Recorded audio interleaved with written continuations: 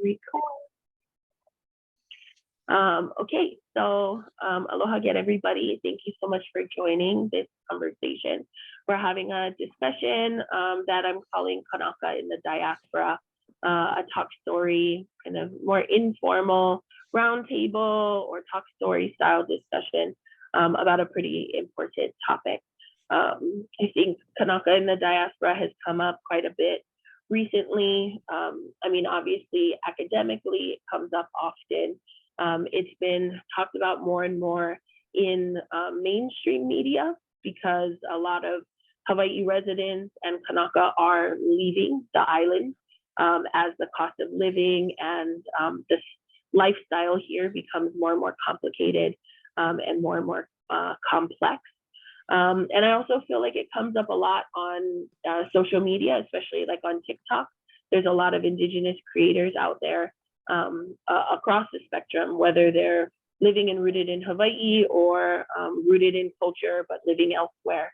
And so I think it's a pretty interesting time right now to discuss diaspora because we have a level of connectivity through technology that we did never have before. And so it kind of allows those that are in the diaspora to be more seen and allows us that are kind of rooted here in the island to be more thoughtful about kind of the extent of the Lāhui. And when we say Lāhui, what does that mean? When we say Kānaka, what does that mean and who all does that include? So I wanted to start with introductions and I'll start with myself. So apologies for my voice. I've been sick for like a month now, so I don't even know who I sound like at this point. My name is Lily Makaila. My kind of ohana is mixed. My mom is Haole. She's born and raised in California and of Danish and mixed descent. My father and his family are Native Hawaiian, and except for one Portuguese sailor 5 generations back. But for the rest of them, they're all kind of rooted here. Recent generations from my grandparents down have grown up in a homestead in Waimanalo. And prior to that, they're all from Hawaiʻi Island, Ka'u, and South Kona. I like to think of myself as being from Ko'olau, Oahu. I spent most of my life in Hakipu'u in Ko'olau Poko here on Oahu, but have moved into Ko'olau Loa now. I'm kind of straddling Moku, living in a different ahupua'a. Technically don't live in Kahuku. I live in Kānaka, so we're gonna go with that. I'm not in Kahuku, I'm in Kānaka right now. Yeah, and just kind of interested in Lāhui, kind of organizing, being mindful about what's happening with Kānaka today, and trying to be thoughtful about what our path is and where we're going in the next handful of years and subsequent generations. So mahalo to everybody for being here. Mm-hmm. Whoever wants to hop on, no worries. Moana, go ahead. You gotta unmute, Mo. Yeah. Hello. Yes, my name is Moana. What is it? Where are we from? What am I saying? My name is Moana. I am from Ka'alaia, here on the windward side of Oahu. My family is from Papakolea, Heiakea, Kualoa, and I have one grandma from Massachusetts. And yeah, I'm really excited for the conversation.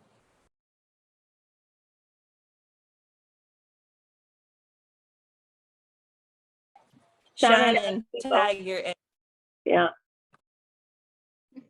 How'd you both say my name? Okay, hi, my name is Shannon. I am from Hola.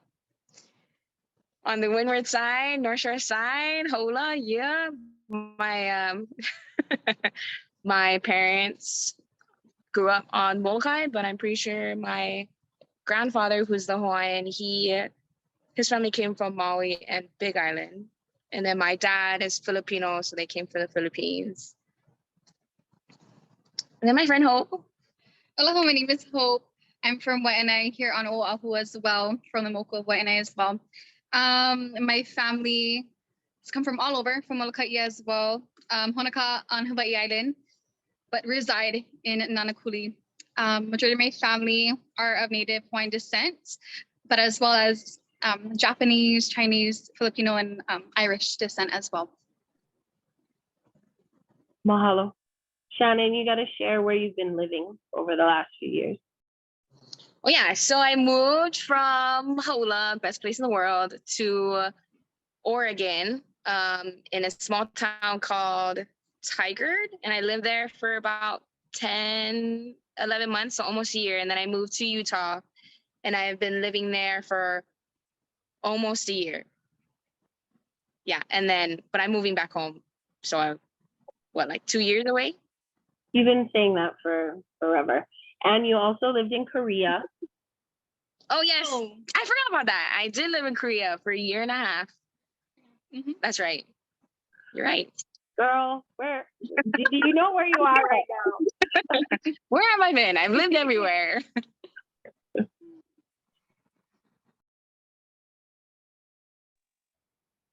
to dive in. Cool. So my name's Kānaka Puni Olds. My family come from Mokapu, which is where the Marine base sits in Kaneohe, so Ko'olapoko, Oahu. My dad's native Hawaiian, but he grew up in like Kuleo'o, so like Maunalua. Not going to say Hawaii Kai, although I just did. And yeah, my mum's British. My grandfather's from Liverpool. My grandmother's from an island up on the west coast of Scotland. Been living here for about 12 years, but I was born in California and grew up in Arizona. It's been great living over here, but I do feel like I'm being kind of called back home. Was able to come home over the summer for the first time in 3 years because of COVID. And like, luckily, like, you know, attended the Native Hawaiian convention, which was pretty eye-opening and inspiring. But yeah, so happy to be a part of this conversation. Mahalo. It's 7 a.m. where he's at. So big props to him for getting up early and making time and space to be on this conversation with us. So mahalo. Chacha, you want to go next?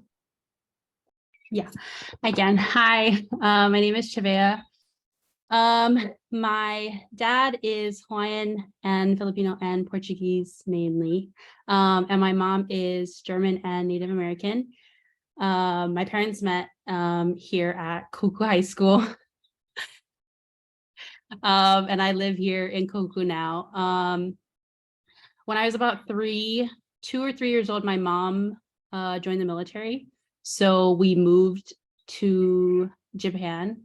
So I lived there for, I want to say maybe like a year or 2 years. And then my mom met my stepdad. So then they got restationed to Guam, and I lived in Guam for about 3 years until I was in, I believe, the first grade.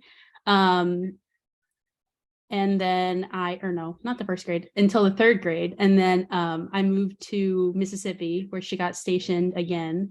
And I lived there for most of my developmental years until I was in the 10th grade. And then we got stationed in Virginia. And so I was there from 10th grade to my senior year, and I graduated in Virginia. And then I moved back to Oahu to go to college. And so now I'm here in Kohuku in the countryside, and I'm excited to be here. Thanks, Chacha. BJ, you ready? Don't hit any pedestrians, please. No. Yeah, hi everybody. My name is BJ. Excuse me, I'm driving through the middle of Tokyo right now. But yeah, so I was born and raised in Kaava. Spent most of my life on the island of Oahu until I graduated high school, and pretty much since 2006 to now, I've lived either in Colorado, and for the last 10 years I've been living in Tokyo, Japan. You know, thank you, Lily, for inviting me. She invited me into this conversation, and it's something that I always have to kind of battle with. I have 3 children of my own. I come from a pretty wild background.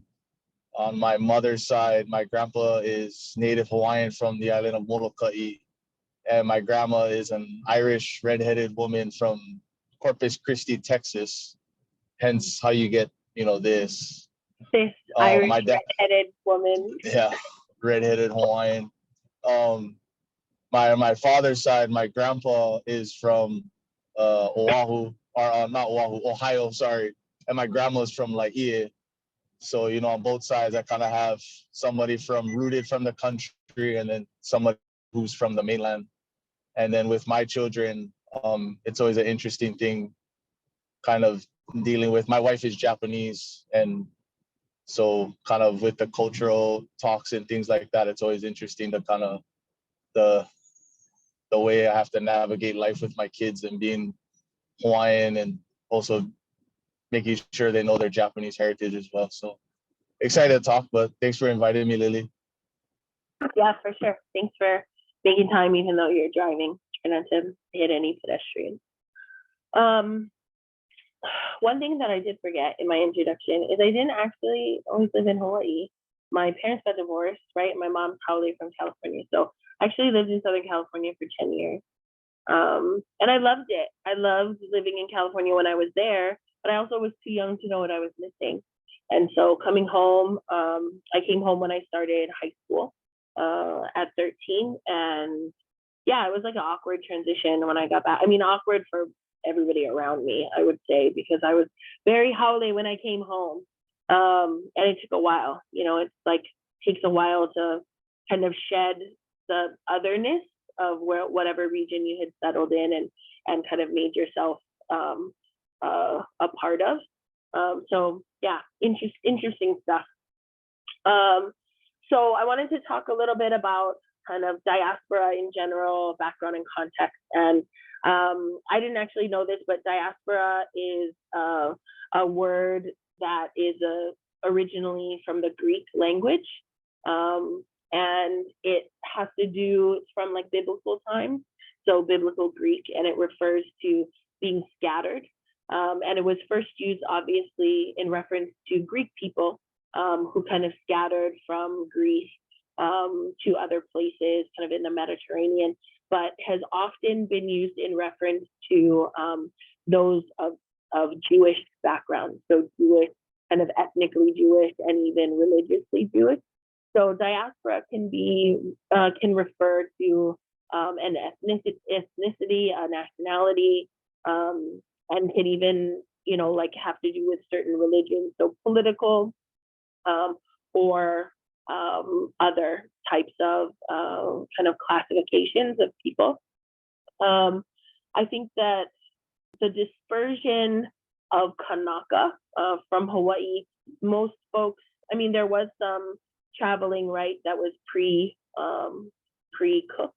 Obviously, Hawaiians didn't just kind of pop up one day. We're a melting of Marquesans and Tahitians and other kind of Polynesians. But I don't want to spend too much time getting into that. I think it is interesting for us to mention that Kānaka began to leave the island post Captain Cook. And a lot of that early traveling was on the trade ships. So the whaling ships, they went to Canada. Apparently there were like choke Kānaka that went to Canada and were part of like the trappers in the fur trade. A lot of folks settled in the Pacific Northwest. A lot of folks went to California. Of course, the major ports where those whaling ships were going through. A little bit later on, there was a big kind of exodus of Kānaka that went to California for the gold rush. And there have been different kind of benchmark and landmark times in our history in the last couple hundred years where groups of Kānaka have left. And today, I think I looked up some census information, pretty interesting, but I saw that, so Las Vegas, right? Las Vegas in 2021, their census records indicate that 26,000 people that claimed Native Hawaiian or Polynesian Pacific Islander descent settled in Las Vegas in the year 2021 alone, 26,000. I thought that was pretty hefty, but I also remembered, Juana, didn't your papa and your grandma and your like auntie cousin moved to Vegas kind of in the last couple years? Yeah. And then, so Vegas I thought was really interesting. Most Kānaka outside of Hawaii live in the continental US. The most popular places are California, and then Nevada, Las Vegas, Washington State, and Utah. So those are the 4 most populous places in the continental US where you'll find populations of Kānaka. And then kind of general US Census demographic info. So I actually looked for international demographic info, but I wasn't able to find anything. I would probably have to go like country by country for any countries that have census information to get an understanding of folks that are living there. And of course, the most like accessible information is for the United States. So this is census information based on the year 2019.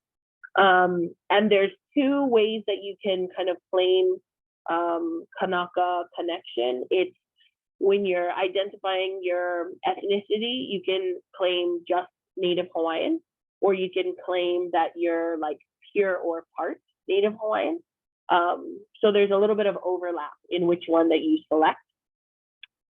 Total in the US, again in 2019, people who selected Native Hawaiian alone or in combination pure or part Native Hawaiian was a little over 600,000 Kānaka.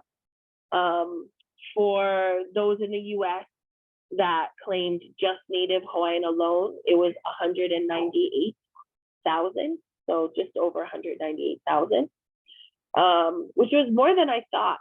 I don't know that, like that might be a little bit of a political statement, that we're like not comfortable. However people choose to identify is however they choose to identify, but I thought that was interesting.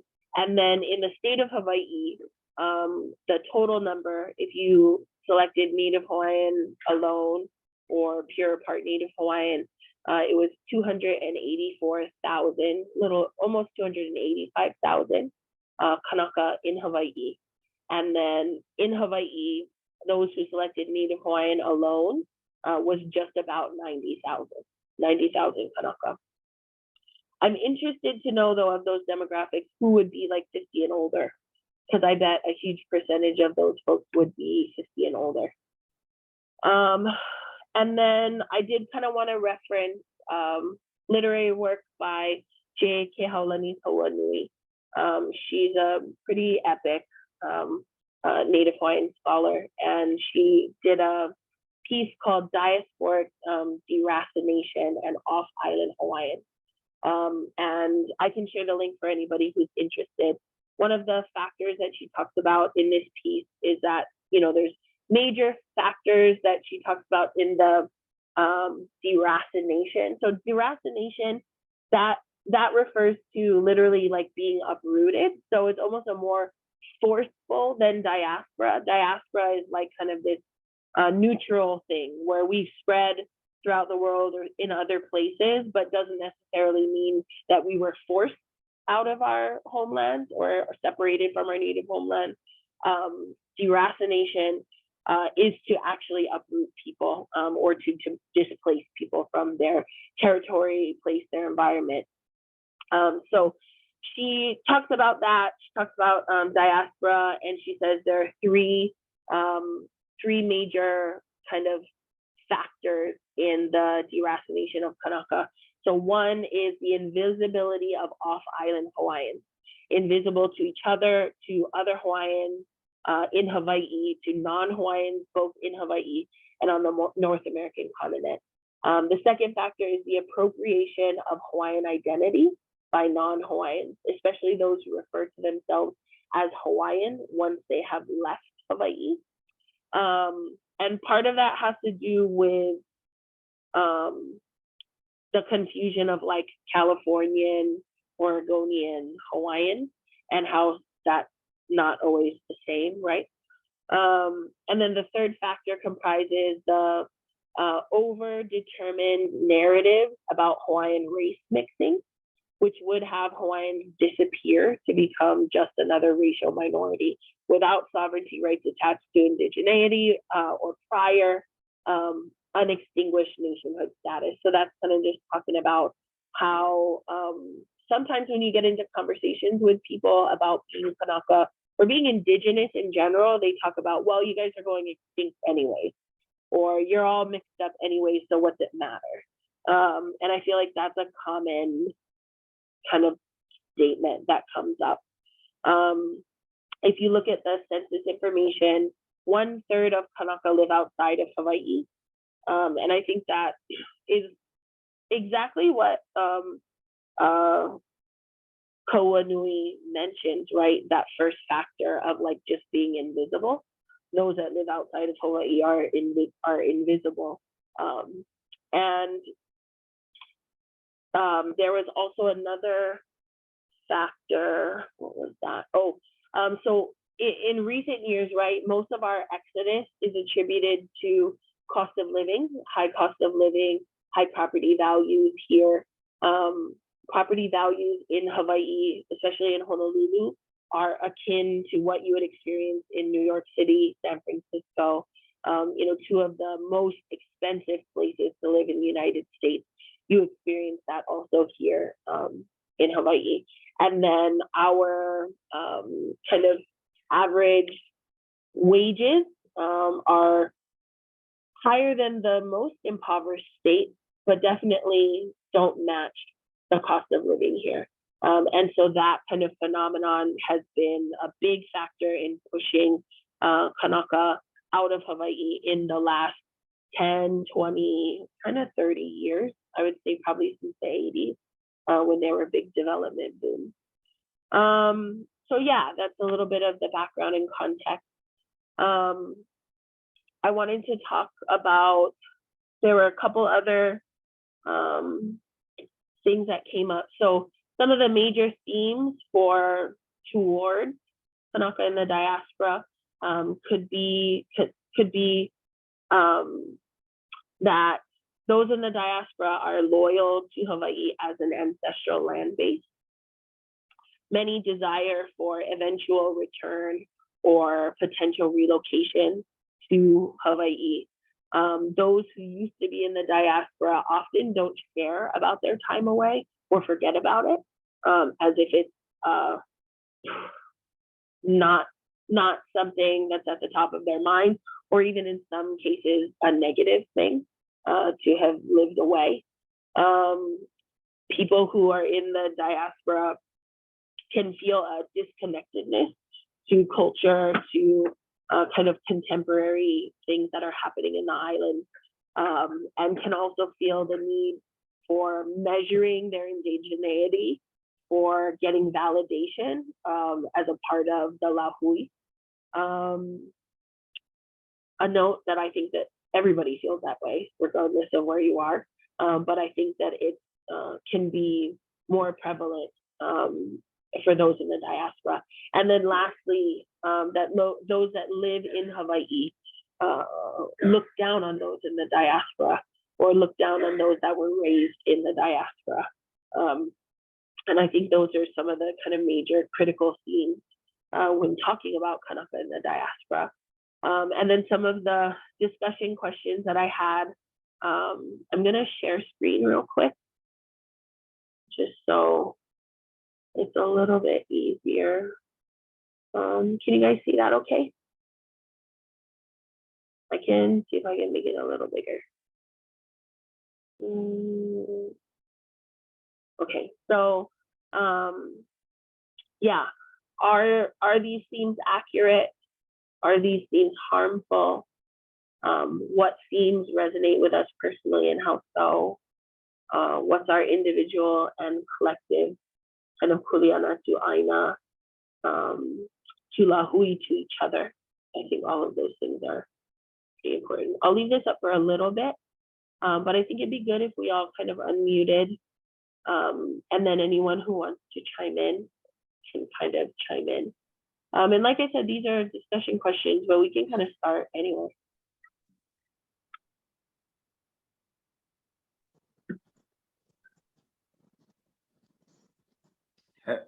Sorry, my voice is a bit croaky still. There's a lot to consider there, but I think like what resonated with me, like some of the last themes that you mentioned, is just kind of that feeling of how authentic you are. And I think when living away and you're constantly having to tell somebody what being Native Hawaiian means, sometimes experiencing over in England, I've had people actually wonder if Native Hawaiians still existed. And you just kind of constantly feeling like you're having to explain yourself and measure up to some invisible standard.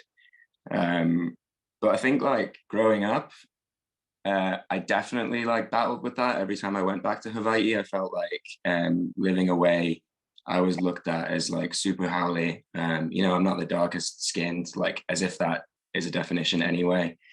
And for a little bit, I felt kind of pushed away from trying to be close to my culture.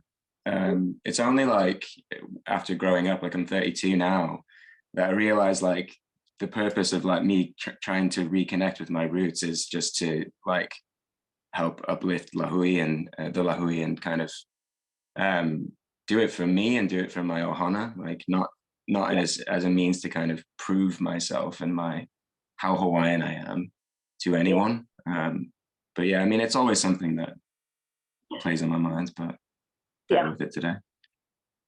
Yeah, I think I definitely experienced that when I came home. I mean, I look back at some of the freaking cringiest stuff that have come out of my mouth and things that I've said when I was 13 years old, you know, like just trying to come home, not feeling comfortable and confident in the way that I spoke, because I've always spoke, you know, with a non-Pidgin accent.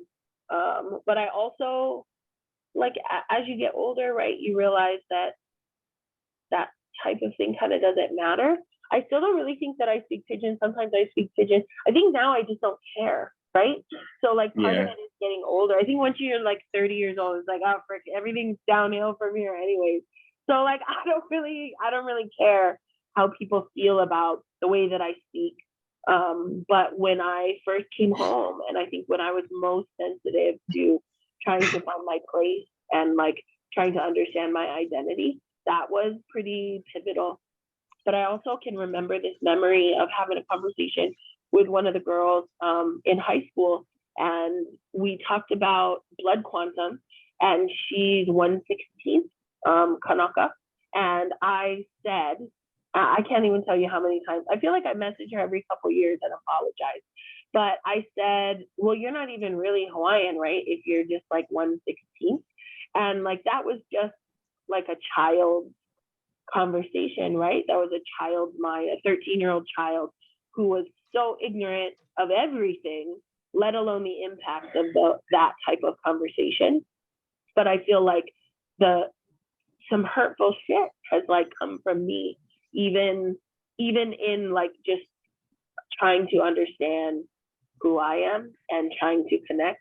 Like I remember, you know, we went to Kuleana, and so everybody knew what their blood quantum was, and so that was something that everybody talked about.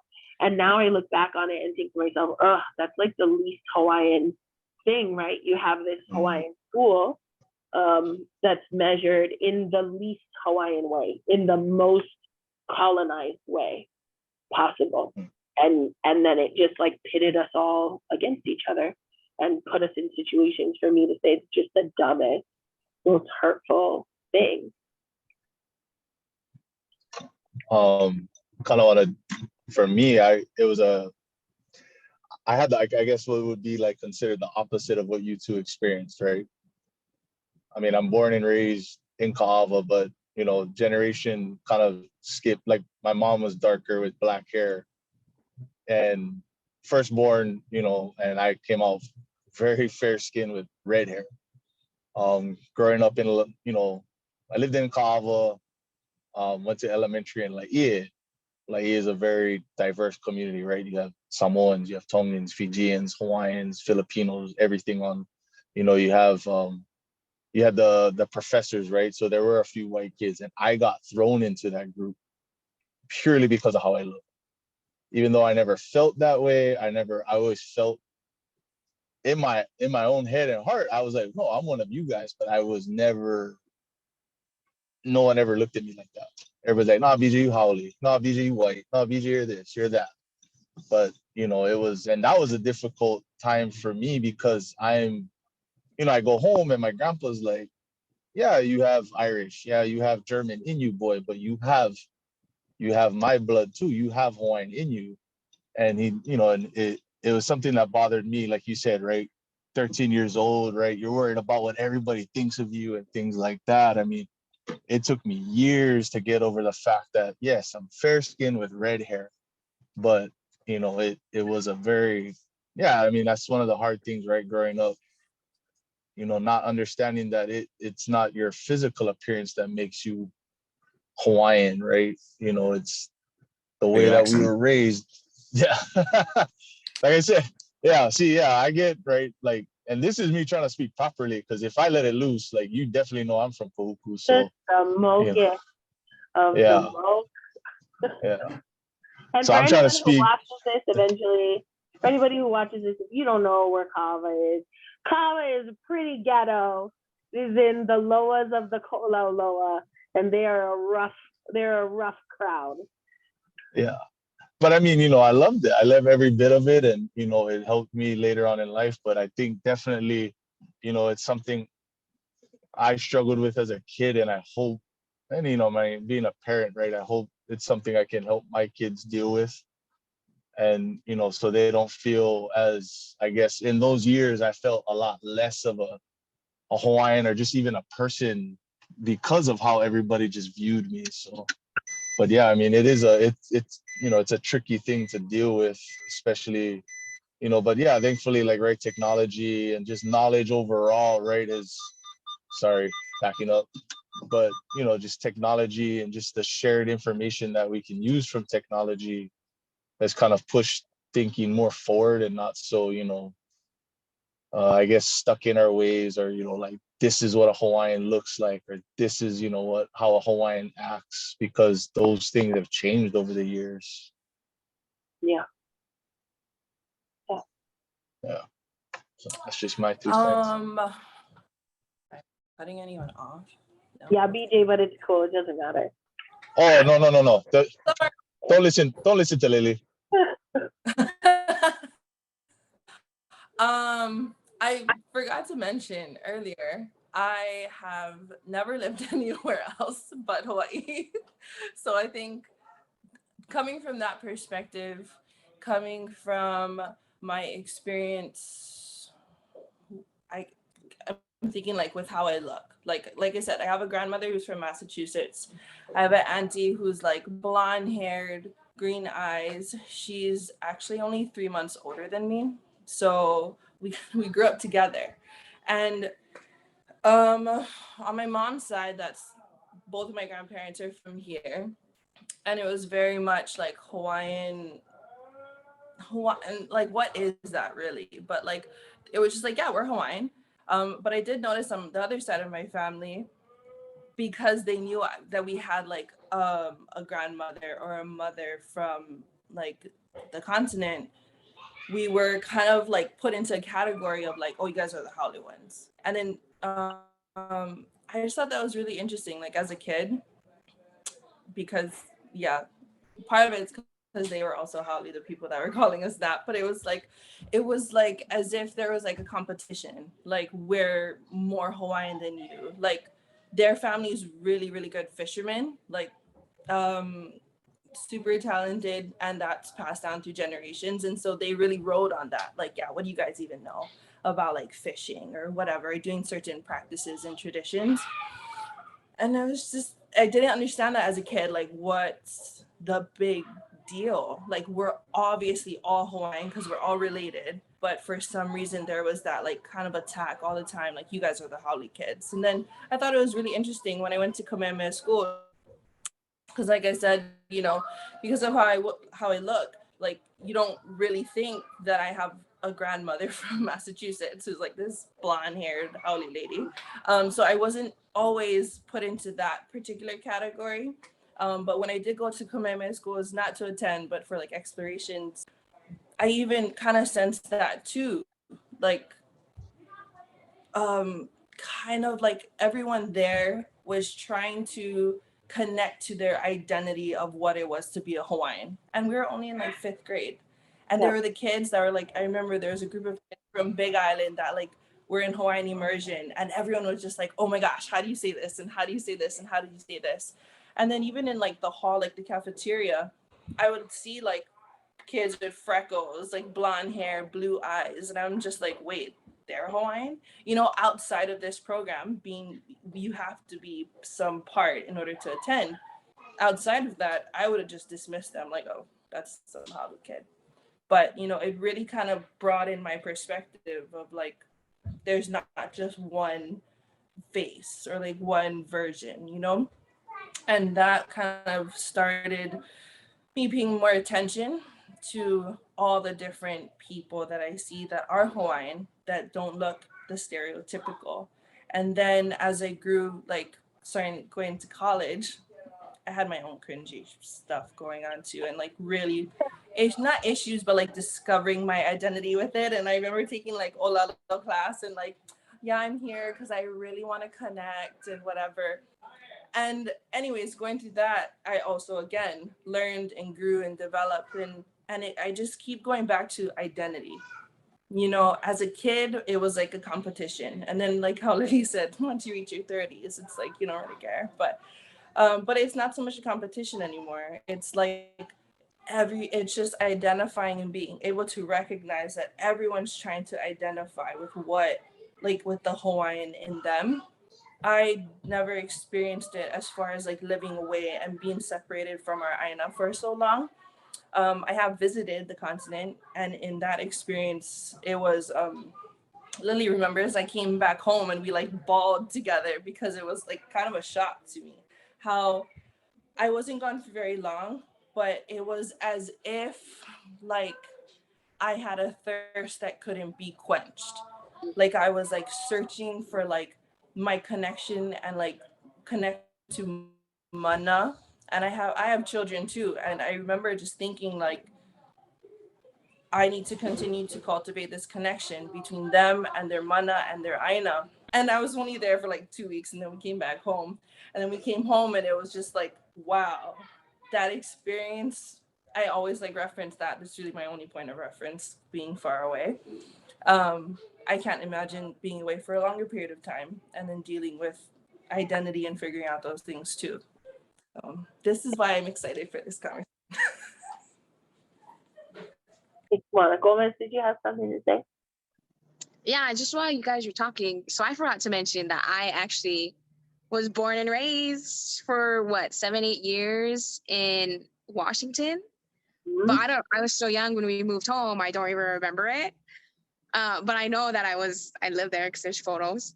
But when we moved back, I remember my brothers and my sisters, my older ones, just having the hardest time adjusting. And then when I went to public school, because I was homeschooled, nobody thought that I had lived in America at all, just because I had started in elementary here in Hawaii. And they all just assumed I had all these experiences with them. And when they find out, I tell them like, oh no, I wasn't here for this grade, or I wasn't here for that. Like I moved here when I was 8, 9. And they're like, oh, where did you move from? Like, oh, I moved from Washington. It's like, oh, so you're not really Hawaiian. And I'm like, how does that make me not Hawaiian? And it took me years because I would think about it. Like, why did they even say that? But I think part of it is because we have such bad blood with Haole people. Because with the overthrow, with our history, and then even now with all the tourists, how they're trashing things, they're not respecting. I mean, that's not all of them, but that's the majority of things that we hear. Like even just now with current events, like everything that's going on, we have such bad blood. And so I think it's just so ingrained in our heads growing up that if you are associated with something that you have bad blood with, then automatic, your blood, your identity that you had then is tainting your personal identity here as a Hawaiian. And it's like, bro, even though I lived in America, I never had any Haole friends. And when my parents had Haole friends come visit us in Hawaii, it was such a shock. Cause for real, I went deep into the Haules are so it's blah blah blah. And then they brought over Haole friends, and I was like, oh, I didn't even know like we had friends like that. And they came in and it was so different. And it really made me stop and think, because my mom is the Hawaiian, my dad's the Filipino. Both grew up, here in Hawaii, but my mom isn't really gung-ho about Hawaii, but she does get really irritated about certain things. And so I always heard my mom talking crap or anything about some tourists that she had run into or some incident that happened. So I always thought, okay, we all just don't like Haole people. When she brought over the Haole friends, I was like, okay, maybe not. Like, we could be friends. There's, we're not all bad. Because, I mean, I don't remember any interaction. I was homeschooled when we lived in America, in the continent. So I never met Haole people a lot. And at least not that I remember. And that was like my first real nice encounter with Haole people was when my parents brought over friends.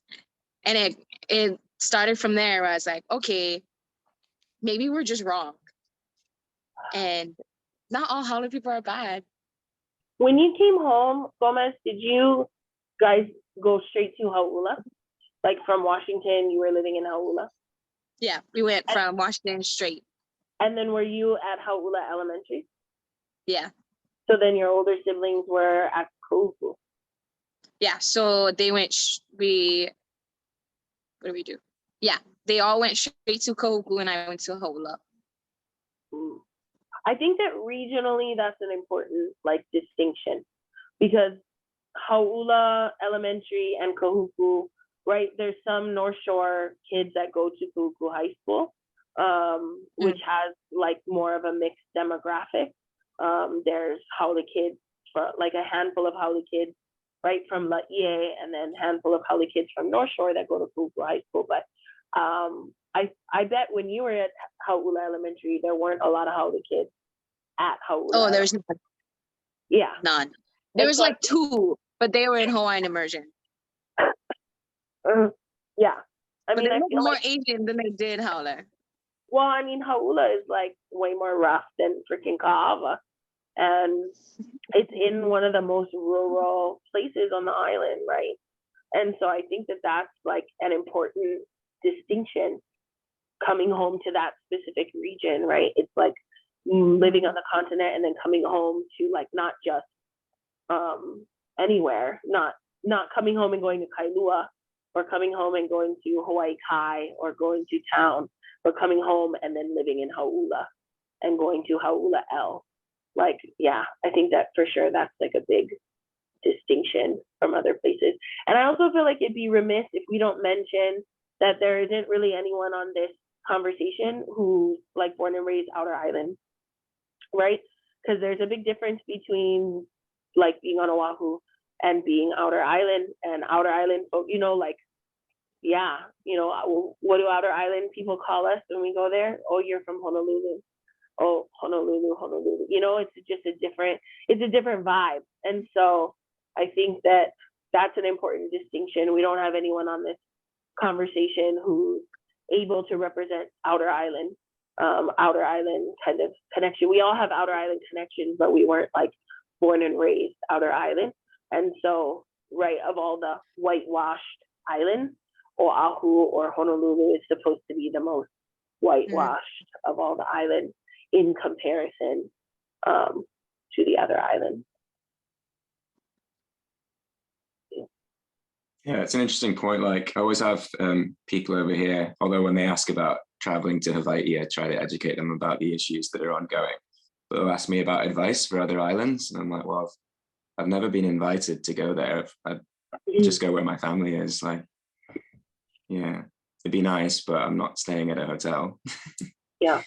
Yeah. I think it's even interesting, recently, right? There's We have the beautiful eruption happening from Mauna Loa.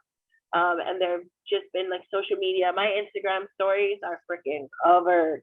It's like everybody's posts are all these gorgeous photos. And of course, all the beautiful pictures of, you know, like images of Pele, right? That you see in the lava and just the coolest stuff. But now I'm starting to get these comments from folks that live on Hawaiʻi Island, discouraging non-Hawaiʻi Island people from coming to Hawaiʻi Island to see the lava flow, right? Regardless of, it's not even like tourists, right? But other Kānaka, other members of the Lāhui, like we are being actively discouraged, or at least I am. Maybe I need to find some better Instagram friends.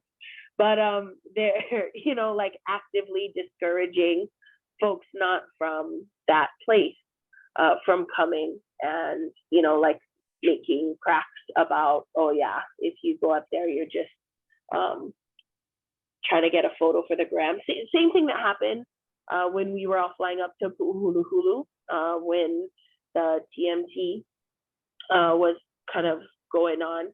There were a lot of folks that were making comments about, you know, like, you know, you're just flying up here for this. You're not, you know, like you don't live here, and kind of questioning the legitimacy of your kāko'o, right? Yeah, so I think that that's an interesting phenomenon, just that pressure that we feel even within the island.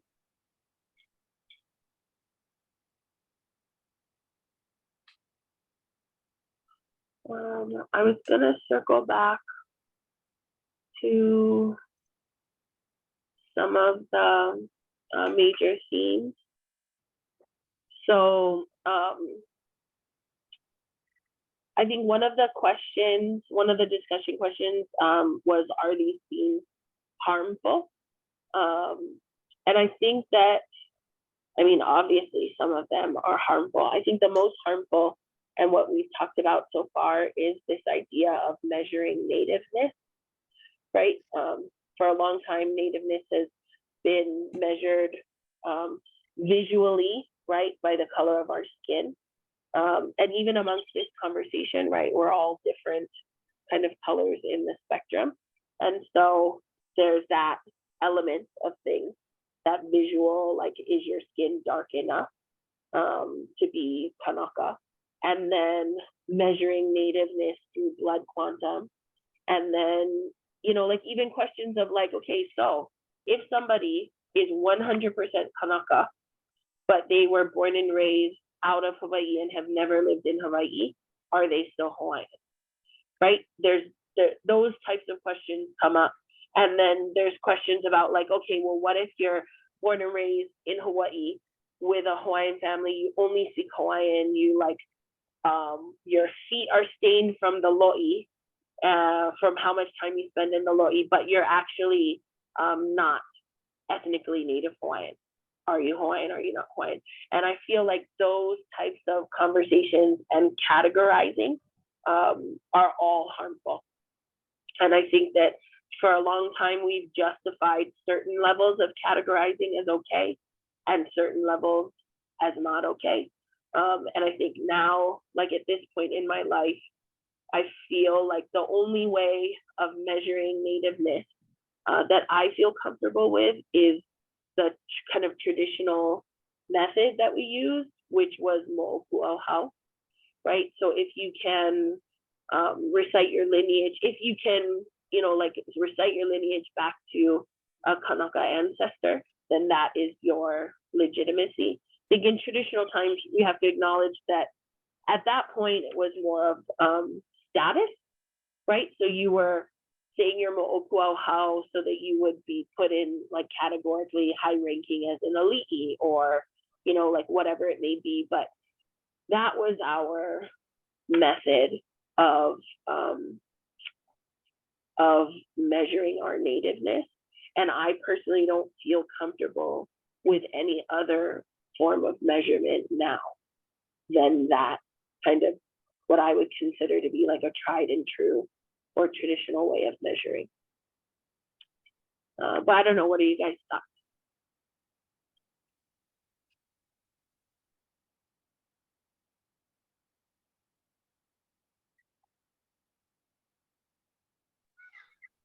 Well, I mean, sorry. So you're talking about like if you can run your kind of generational, your lineage, in a sense, and it connects back to our ancestors, then that's how you kind of qualify it.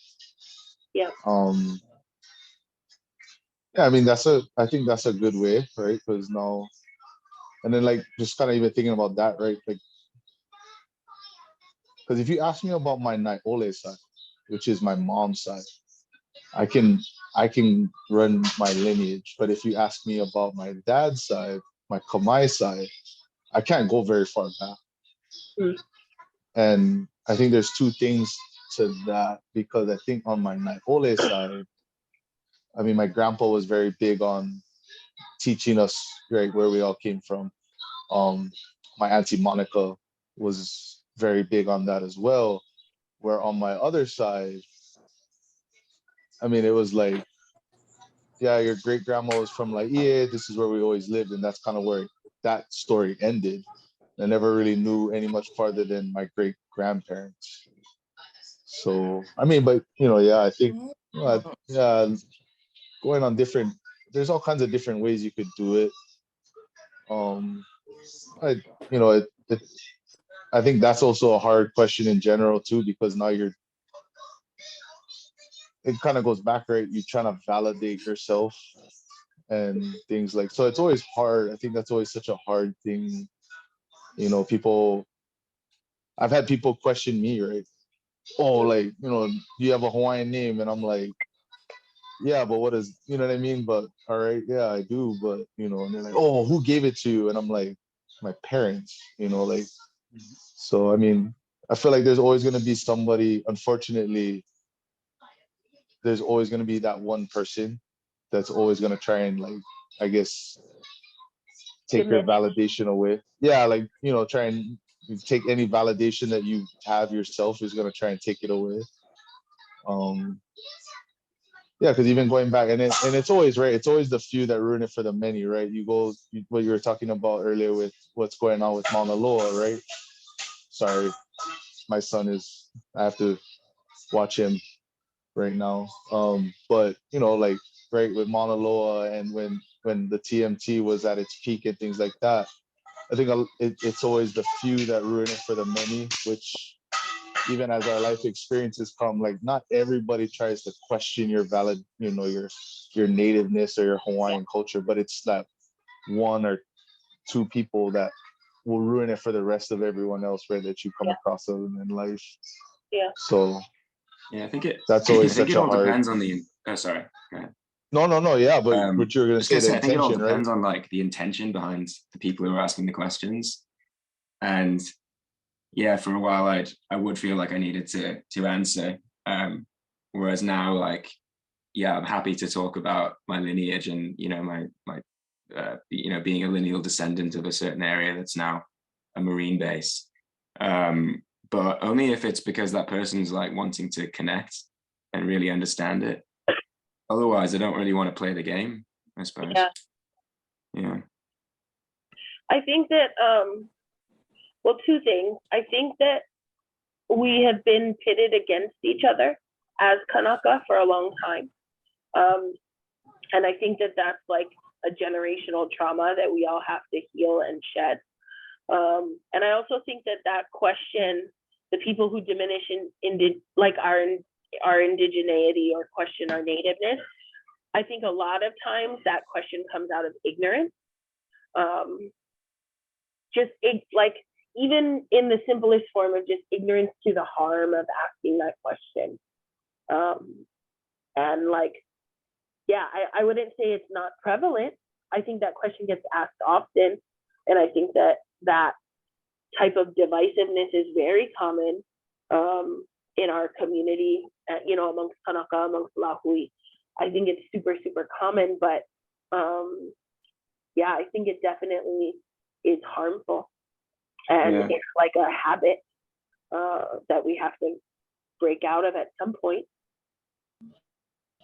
Yeah, I think like I try to be better, but I certainly do have those thoughts like come into my mind sometimes, like questioning how valid someone is. But it's kind of a constant battle to try to like basically decolonize your mind. It's a colonial tactic to have us have infighting rather than trying to like, you know, support one another.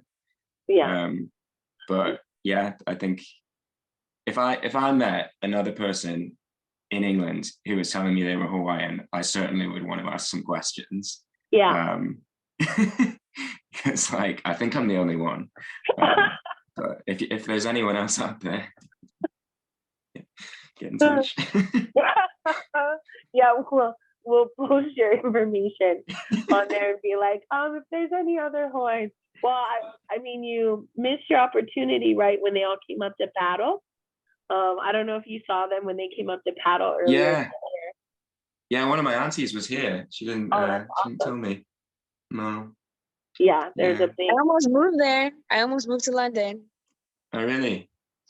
Yeah. There's that fashion designer as well, Hawaiʻi. I saw he was here for like London Fashion Week, which is pretty cool to see. From Kānaka. Yeah. I'm a few hours away. I think it's interesting because when I was living in California, like that's the only time in my life that I danced for a halau. And I didn't dance for just like any halau, I danced for kamoela, which is like the snootiest of the snooties, right? Can't just dance for anybody, you gotta go for the snootiest one. We were in Hawaiian Civic Club, you know, like we had all of these kind of connections. And then when we came home, you know, like I haven't been in the Civic Club since I was a child in California. I haven't danced hula regularly since I was a child in California. You know, like it just,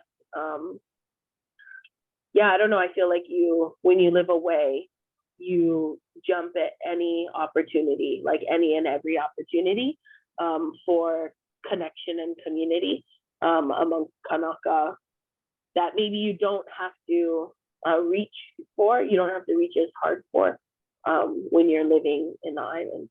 Because I think it's more convenient, more accessible in some ways. Yeah, and I think definitely bouncing off from that, I think one of the other themes kind of going hand in hand with what we're already speaking about is like, you know, do Kānaka from Hawaii look down on those who are maybe living in, you know, the continental US, and maybe those who may have come from there, or things, you know, it looks different for each of us. And I think recognizing that is something that we see, I think, living here at home. And I think it comes from a place of, I think, kind of bouncing off what Shannon was saying earlier, from those who maybe want to be haimaks or want to think, you know, haimakamaka. So where it's like, okay, if you want to be like that, show me, in a sense, right? I think we're very proud people. And I mean, just from the communities that we come from as well. You want to talk like that? Okay, you know, show me yourself then, right? So I think it comes from that place of, oh yeah, like you think you know this, but did you experience it? You're living, your lifestyle, your mindset. I mean, I think you can very much study all you can and learn all you can, but are you practicing it? Were you exposed to it? You know, so I think that's a difference where people come very proud in a sense. Well, oh, then prove it then, you know? But I think that's a culture. I mean, we have local culture as well in Hawaii. And so I think that's a mixture of maybe what our people experience as well. And, you know, coming from Waianae, I mean, a small, very tight-knit community, everyone knows everyone, right? And I mean, everyone there, I mean, know how he lives there. I mean, from, you know, at least not those that in the homestead for where I live, but everyone's Hawaiian there, you know, whether it's partial, whether it's full. I mean, I don't think any of us are full on that side, probably if you're from Niihau, but I mean, never having that exposure to people from outside of our community or other than just within our islands, and then having everything that we just learned in our classroom about the overthrow 1892 and all of that prior, you know, you have that mindset, and that's all you have of these foreigners.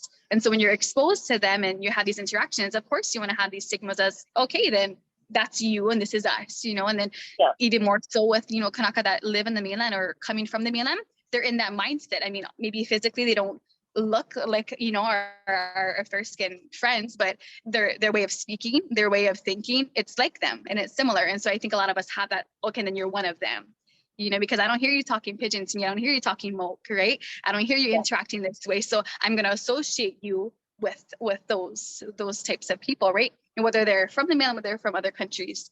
But I think definitely recognizing that that's something that I see, at least in my own community. I did live in, I forgot to mention that, but I did live in Utah as well for 18 months. I just came back in August.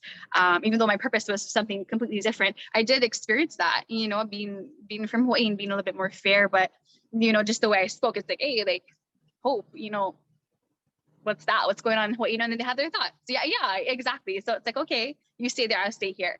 Love everybody, you know, share that spirit, but it definitely was different. So you come back home, your people's here, and then you already had experiences like that. You come back and then you just, okay, everyone that I see who is kind of associated in that group, I'm going to think of them as such. They're going, because I know that they're going to talk to me as such, you know? So I think recognizing that even if they do identify as Kānaka, I mean, they have that mindset already on them. Okay, they want to come and they want to treat our ʻāina like this. They want to talk to us as such. Okay, they're going to be in this group where we're going to behave this way because they already acted like that to us prior. I think if that makes sense. So yeah. Yeah.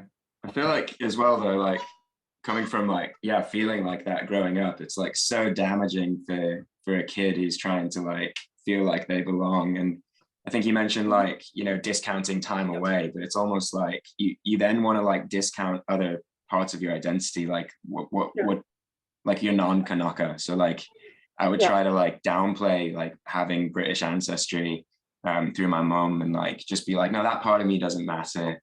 But then like I feel like there has been a turn of the tide, or maybe I'm just associating with Hawaiians that feel this way. But the questions have now turned to like when are you coming home? Like in a really like nice way to just feel like, not like where have you been?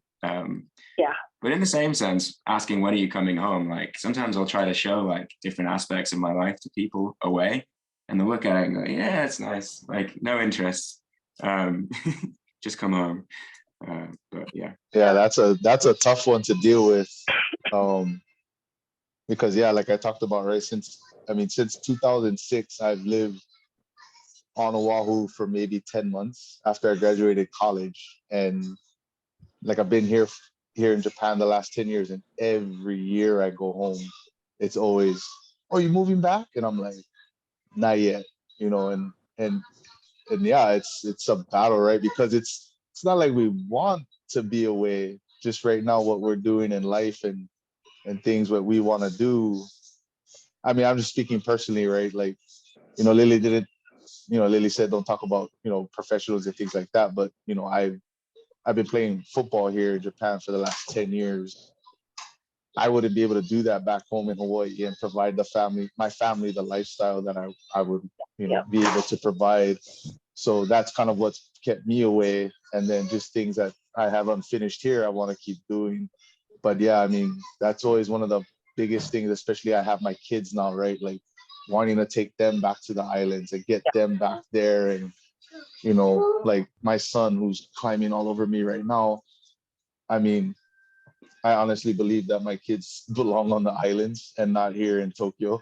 So, I mean, that's something that battles. Sorry, Beach. I think that you should, if you can, share a little bit about what you've discussed about your kids being mixed race, and kind of the concern of where they're going to go to school and where they're going to fit in and where they're going to find their community. So that I think is really interesting. Yeah. So, I mean, and I know we're going to get off the topic of Kānaka and stuff, but here in Japan, right? And it was a weird thing that I dealt with, you know, moving from Ka'ava, going to Boulder, Colorado. I mean, you know, we grew up haole this, haole that. I went to, and I didn't know at the time, the second whitest college in all of America. And, you know, and I'm still used to calling everybody else haole, and then I went there and technically I'm the haole, you know. And then I come to Japan where literally, you know, we grew up in Hawaii. And I mean, even in you know, back in the continental part of the States, right? You find something, you find some kind of mix, you know, you find somebody, right? There's all kinds of the melting pot, right? They always say. But I came to Japan and I was like, whoa, there's literally nothing but Japanese. So here, any kid that's mixed with anything other than Japanese, they call them half. And I hate that term. because to me it's saying, oh, you're not enough. Like you're not, you know, if you're not 100, you know, sorry. Yeah. But you know, that's all right, you got that out the way. You know, so here, you know, in Japan, and like it's always a funny thing because they're like, oh, they're half, oh my god, they're so cute. And like I've heard horror stories where women will go and find a, you know, man from wherever, a foreign man, just to have half kids and then leave him, you know. And then like a lot of the kids here, when they're mixed, you know, they don't ever feel welcome into Japan. Like they are Japanese, they speak Japanese, they think, you know, Japanese, but the society never brings them in. So for me, I don't want my kids to deal with that. But it's hard living here in Japan and kind of having to navigate those roads. But for me, my kids, I want them, if I can, their elementary years here, when they have free time, send them back to the islands as much as they can. And when they get to those later elementary, middle school, you know, intermediate age, I'm taking them back because I don't, because of what I want them to experience later on in life, you know. And here in high school, and in high school here in Japan, it plays a big factor. Sadly, there's a big suicide rate for high school kids, and it all comes down to just the academic pressures they face. And I don't want my kids dealing with that. And, you know, it's going to be I know it'll be a transition, right? A lot of you talked, right? Living your life somewhere else and then moving to Hawaii at such a later age of your life and things like that. So, you know, me and my wife have talked about, and I hopefully my experiences and just even listening to everybody's experiences here, it's something I know I'm going to have to prepare my kids for. I know my kids are going to get some slack. I mean, hopefully times have changed a little bit, but, you know, unfortunately, my kids have my hair color, you know. They're a little bit more fair. And but you know, it's going to be something that I have to deal with, and I know constantly I'm going to have to just reaffirm to them that you are enough, that don't ever let anybody, because I didn't have that outside of my grandpa. I never had anybody telling me you're Hawaiian enough, don't let anybody ever tell you that. And so, you know, I never heard that from, I mean, as kids, right, you hide stuff from your parents, but I never heard those words from them. Yeah. So I think as my kids navigate life, you know, it's going to be a tricky thing because of the whole, you know, I want my kids to know their Hawaiian, their Kānaka side, but I also want them to know the Japanese side. And so yeah, I try to remind myself as well, you know, our royals traveled the world, studied in different countries, so we can too. Yeah. Go ahead, Chacha.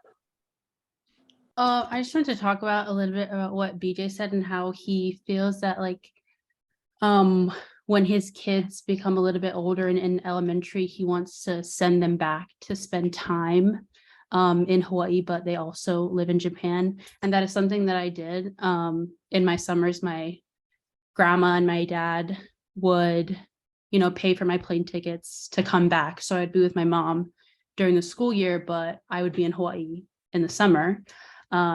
So I never really felt like I wasn't like, I mean, I guess I felt like I was sort of out of place because I would go to like Kuku Summer Fun, and I would always be like Hinai's haole cousin who comes every summer, and she talks haole and she looks haole and she dresses haole, and she goes to school on the continent with her haole mom, but she comes over here and like all that stuff. So I think it's like a big thing for me that I've always been like that haole.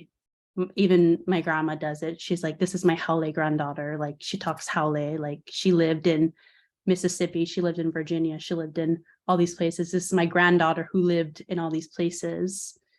And then like other people in my family, they know that I like talk proper or like talk with like a haole accent because I spent so much time in the continent and I went to American schooling, and I don't like really speak pidgin. So I always constantly have that told on to me that I'm the haole one in the family because I have lived away.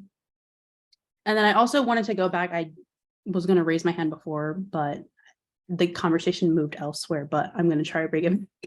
Bring it back. Bring it back.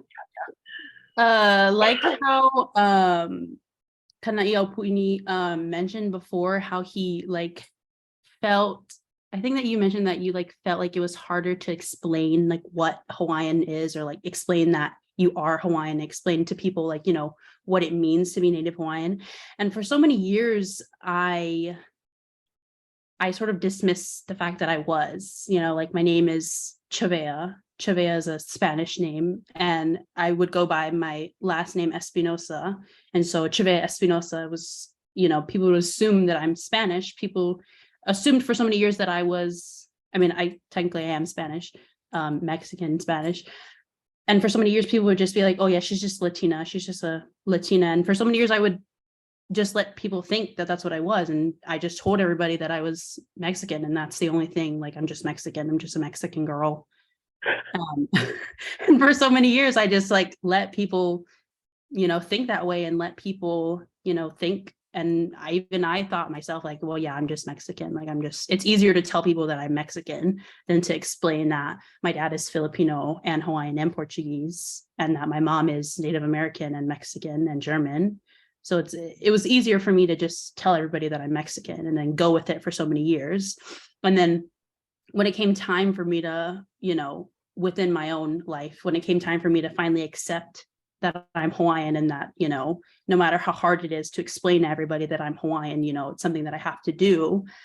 People were like, well, how are you Hawaiian? You just told me you were Mexican. You know, some people don't understand that you can be more than one thing. You can be all different things at once. You know, you can't just be one. So then I would have people question, you know, am I saying I'm Hawaiian for the clout and fame and the sunny beaches and surf shops? Like, am I just saying that because I want to say that I'm from Hawaii and that I am Hawaiian, or am I actually? You're like, no, so I'm telling you so that you know I'm better than you. Yeah, I think like that reminds me of like living away and being you know, mixed. When somebody asks you the question like, where are you from, I have to ask them like, do you really want to know? Like, because from like could be, you know, where was I born, where did I grow up, where are my parents from, where were they born?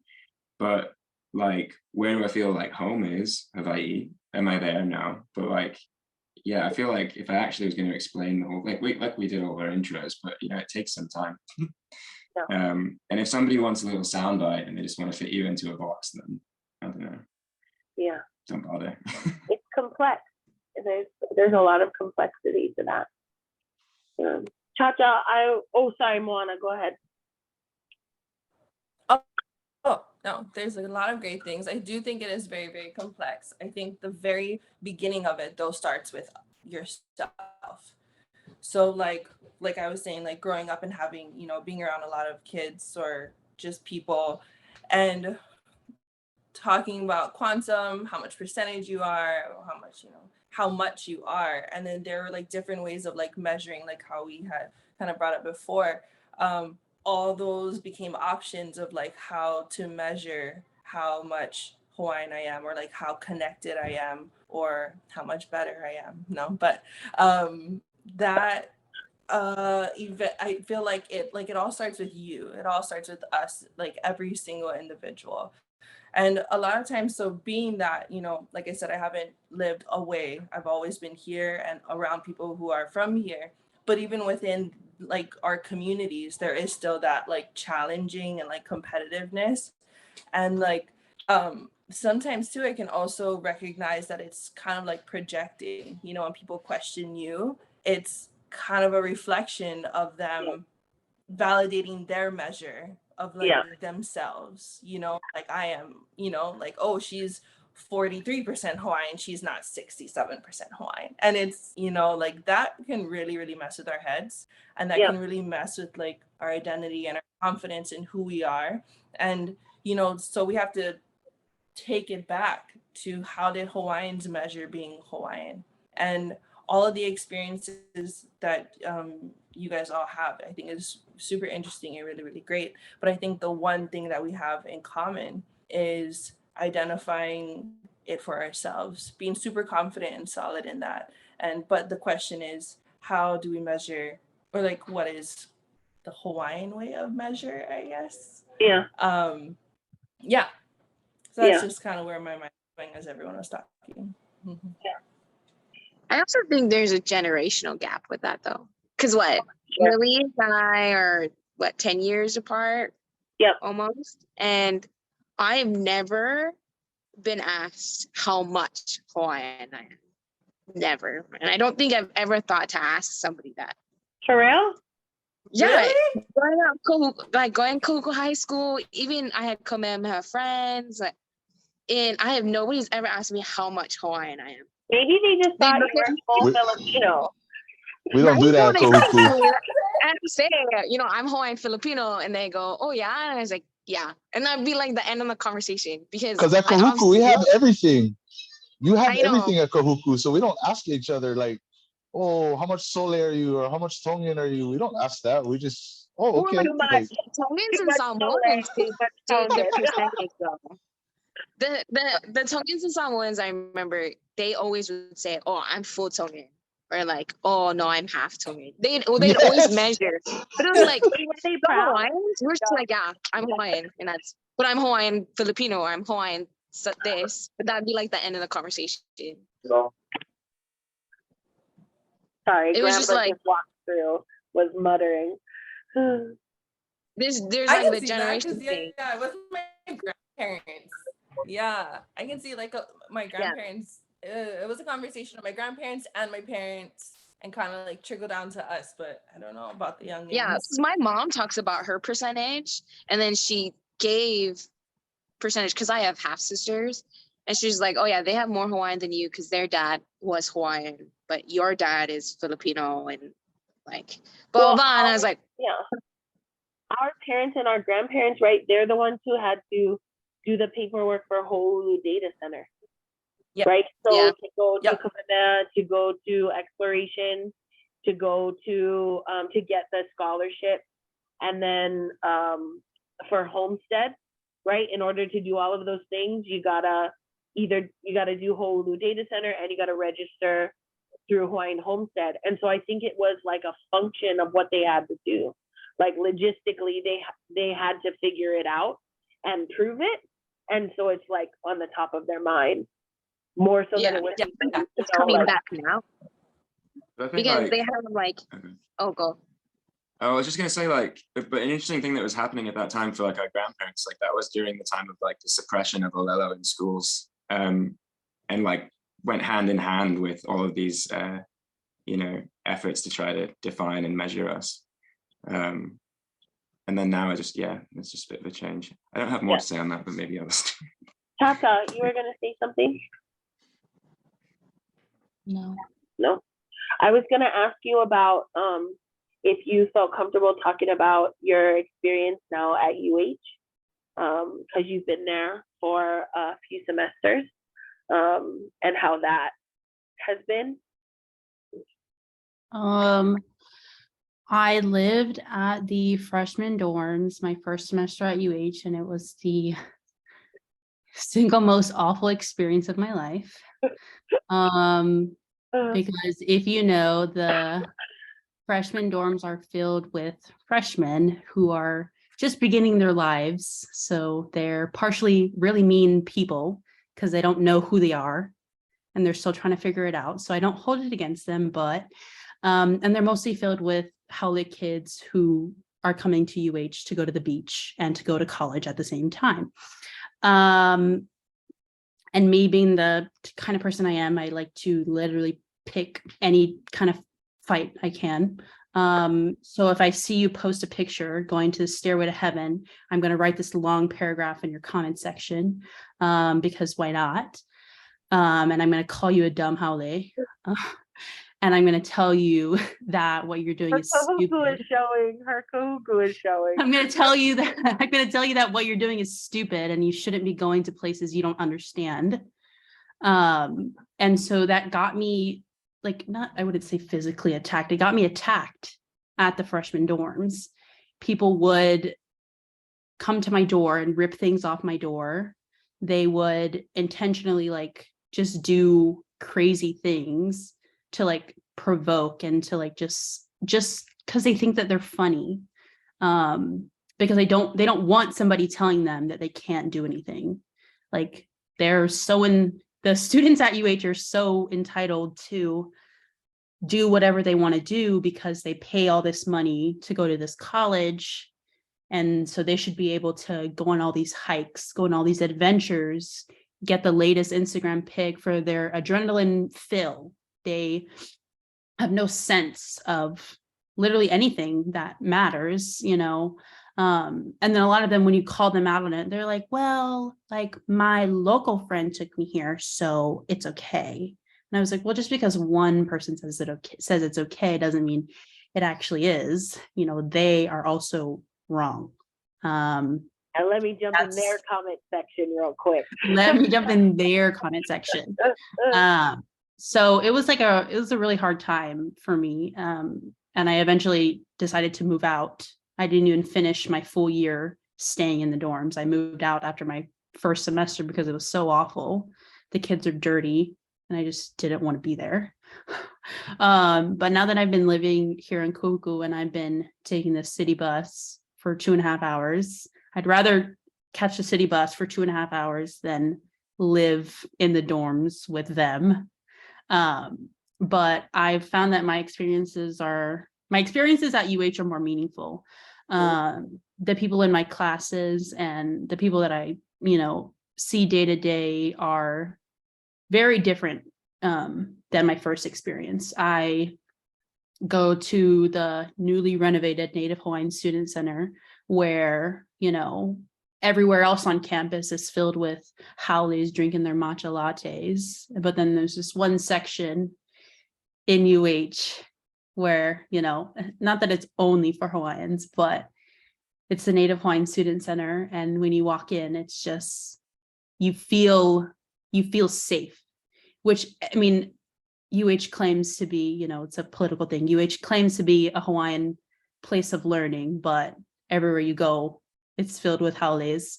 But I would say the Native Hawaiian Student Services is the one place that I, you know, can go in and I listen to Hawaiian music. I hear people talking Hawaiian.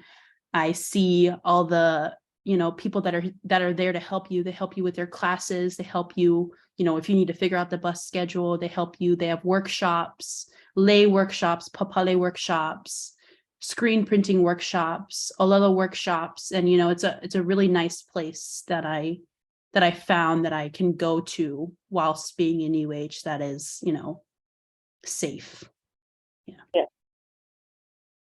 I think, well, there's one thing that I think we've been hearing a lot lately, if you're connected to like the Lāhui or Kānaka via social media, we hear a lot of, it's hard to be Hawaiian in Hawaii. And I think that is something that resonates in a lot of different places. But I also want to like make the connection that it's hard to be Hawaiian in Hawaii. But imagine how hard, you know, like all of us, most of us can imagine how hard it is to be Hawaiian outside of Hawaii. And so then my question then goes to, sorry, this is like a little bit of an inception conversation, but the question then becomes, as Kānaka, who are consciously trying to be more mindful about these things, about these phenomena that we're experiencing, as Kānaka, what is our kuleana? Because all of us carry different kuleana, but what is our kuleana to the Lāhui and the Lāhui in the diaspora, you know, Kānaka in the diaspora? How do we as Kānaka create those safe spaces that Chacha was just talking about? Like, how do you create the Native Hawaiian Student Services Center, you know, that safe space? How do we create those spaces for Kānaka in the diaspora, in addition to just Kānaka in general? And like, how do we do that? What does that look like? You know, I feel personally obliged to do so. I feel obligated. I feel like that's a kuleana as a Kānaka, but that could just be you know, like me and how I'm feeling. But yeah, kind of thoughts on those things. I think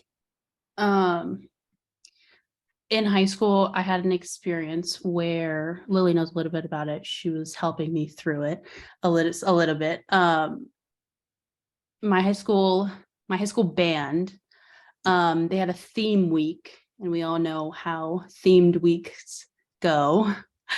And students were dressing up in things they shouldn't be dressing up in. And so I took it upon myself to email my principal and email the school board and email everybody I could possibly email. And in the end of everything, I got I guess I don't know what you would call it, but a zero tolerance policy for cultural appropriation in the York County School District. And it was really great for me. You know, I felt like it was a step moving forward, because York County is in Virginia is, like, I would say, predominantly white. It's where the last battle of the Revolutionary War happened. You know, it's very historic, white, colonial, everything. And at the time, I didn't know that there were other, you know, Hawaiians at my school. But after the whole incident happened, I got this very sweet and sincere message on Instagram from this girl who was in the band. And she was like, you know, I want to thank you so much. I want to thank you so much for speaking up and for, you know, doing everything that you did, because, you know, as being in the band, I just participated because I didn't know what else to do. And she was telling me she was really grateful and really thankful that, you know, somebody else said something about how harmful these stereotypes are and how, you know, how these things affect us, because she never would have had the guts to, you know. So I really felt like that was my own moment in my life of creating that safe space for somebody else, you know, that she could see that, you know, there's other people who can relate to her. You know, I'm a Hawaiian, she's a Hawaiian, and now we're both Hawaiians who go to Grafton High School. And so it was really nice that, you know, that she reached out to me, and it felt, I guess, a sense of pride, you know, that I could help somebody else, that I wasn't the only one feeling this way, because I got a lot of backlash from other students in my school, because I also created a PowerPoint and made everybody watch it. Every single grade in my high school had to watch this PowerPoint about why cultural appropriation, specifically Native Hawaiian culture, because I cannot speak of other cultural appropriations of other cultures because, you know, I'm not a part of them, so I don't have the right to speak about that. And I got a lot of backlash. You know, this one kid told me that I was never going to get married, and that I had a pea-sized brain, and that I was dumb, and that I was stupid, and I was always making myself the victim, and that I'm just a white people hater. And this other girl was saying, well, why are we talking about what people are wearing when people are getting shot? And that comment, I automatically knew she was referring to the Black Lives Matter movement and the police brutality against, you know, Black men, and which is also an equally important thing to talk about. But it was the way of her comment was very snarky. It's like, you know, Belittling. my thing is worse than yours, so we shouldn't talk about yours, we should talk about mine. But in actuality, all of it is bad, you know. And it really pushed me back a little bit, because I took so much time meeting with my principals, meeting with the school board, meeting with all these important people to get my voice heard. You know, I took the initiative to do all these things because I wanted to see change. And, you know, my message to this girl is, you know, if you want to see change, and you need to do it yourself. You know, if you want to see these conversations happening, you need to start them. And I feel like that's the most important thing. Good job, Chantel. That was a tough. Well, that's the problem with a lot of these stuff, right? is that people aren't ready to have the conversations, right? Which is People alarming. are, yeah, I I mean, find yeah. that alarming. I feel like it's Yeah. 2022. Chacha, this was 2021 or 2020 when this was happening. Yeah, I want to Hey, say this is 20. I want to say 2020. Mhm. When everybody was still in like the lockdown and the riots and the movements were still happening. Yeah, so it was around 2020, like spring 2020 era. Yeah. This happened. Yeah, and I mean, right, that's right, like what Lily's holding tonight. That's why these things are important. Like, yeah, you know, we might not reach millions and millions of people with this video, but then they really got to reach just the one, right, or the two, and then that spreads, right? Like how, I forget who said it earlier, right? We talk about like showing aloha to one another. That's just how it starts, you know. So sorry you had to go through that, but I'm glad you did, and I'm sure you're a better person for it, and great on you for standing up for what you believe in. Don't choke I out think, the baby. No, he's trying to choke me out. Sorry. But yeah, like the issue of cultural appropriation is like pretty rife over here. I think because Europe, I can't speak for Europe, but I suppose I could. Like, there's no indigenous people. I think there's some like people, the Sami people in like Finland. I might be misquoting that, but I went to like a music festival this summer and saw like a gang of lads all dressed in like plastic hula girl outfits, and I was just infuriated and like had to write the festival. Started commenting under all their posts, but they just ignored it, which was annoying. But I suppose in terms of like kuleana, like I don't really have like other Hawaiians here to try to foster a safe space, but I suppose like social media has definitely been amazing in helping like me feel connected, but also helping me educate people over here, like people who want to learn about it, like my friends. But I can't talk about when somebody asks me like, what's Hawaii like? I can't not mention the overthrow. I can't not mention, you know, Red Hill or Pahakuloa. They're not going to get the good without me talking about like the occupation, and I've had a lot of friends like come to me and just kind of say like, thank you for opening my mind to that. And I was like, oh, I didn't realize anybody paid attention to my Instagram stories, but I'm glad some people are listening and like, you know, kind of speaking up, especially when you get people asking like about going on holiday or going on vacation, being too English in Hawaii, just being a little bit more mindful, I suppose. Yeah. I feel like there's a couple social media platforms that have been doing a really good job, especially like ʻāina Momona, which is based on Molokaʻi. And I mean, man, I've been working on some projects on Molokaʻi recently, and Molokaʻi folks are gold. That freaking community is so strong. That community is so badass.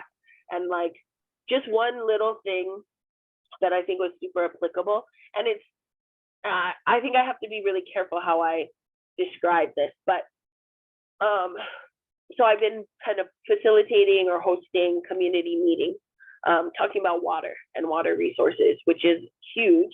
I think across the world, especially huge in Hawaii, and really, really important right now because we're experiencing the Red Hill crisis and crisis in other places when it comes to water and water resources. Anyway, I had been hearing from my friends who are from Molokaʻi, oh, you know, you just got to watch out for the community meetings or community folks because they, not like that I need to watch out, but just be mindful of the fact that they self-regulate. So the Molokaʻi community self-regulates. If you come on and you speak up and you're speaking out of turn, or you're speaking out of place, or you're, you know, speaking beyond what you should be saying, they will check you themselves. So like, they have no qualms in checking each other. And it's not, I wouldn't say, I mean, some folks I think would consider it to be harmful, but I looked at it as like, I need to be taking notes. Like, I need to take notes on this. I need to do this because, you know, like I'll participate in other community functions, you know, neighborhood board meetings or different things. And sometimes there's people who just are out of pocket and they talk about something that is beyond their knowledge, you know, like they might be speaking about a specific ahua, you know, like recently there was some folks that were real opinionated about the goings on in Hakipu'u, but they weren't from that place, right? They're not lineal descendants, they're not cultural descendants, they've never lived there, you know, they're from a few ahupua'a down.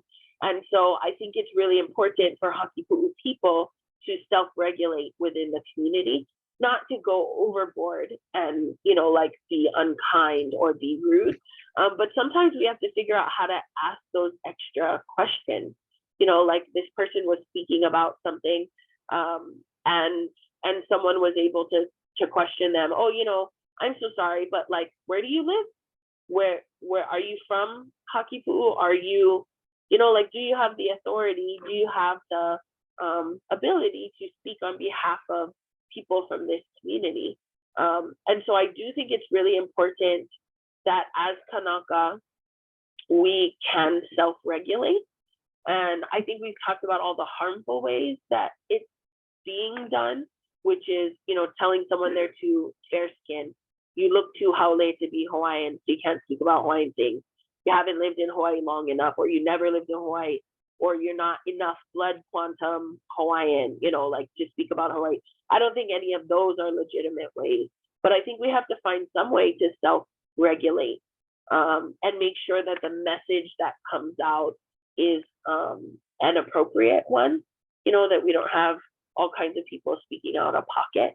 And I also feel like, you know, another kind of obligation that we might have is, I don't really know how to frame this so much, but, you know, for a long time, we've kind of been gatekeeping, like language or gatekeeping, hula, gatekeeping these different practices, you know, like learning oli, learning the protocol.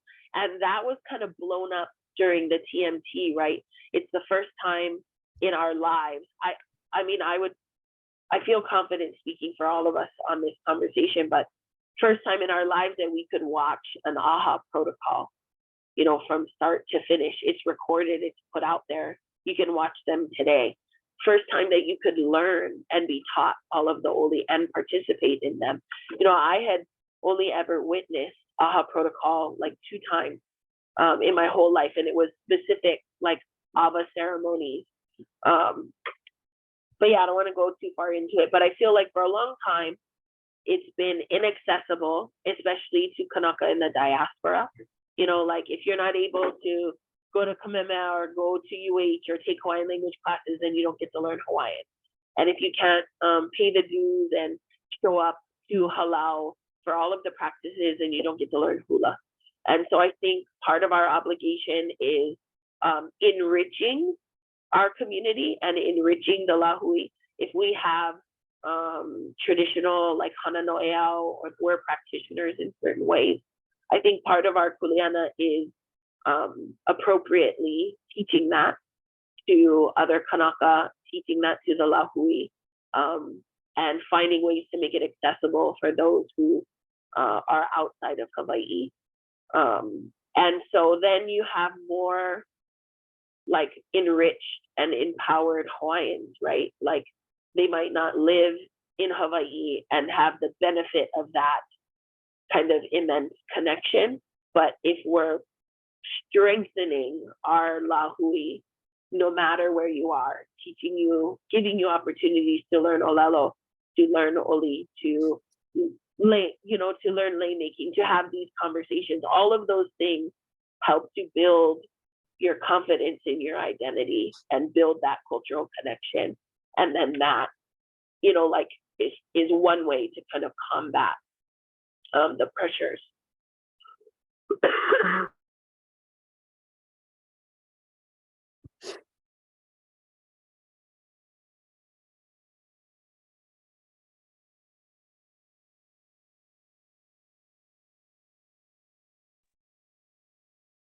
Anybody else want to chime in?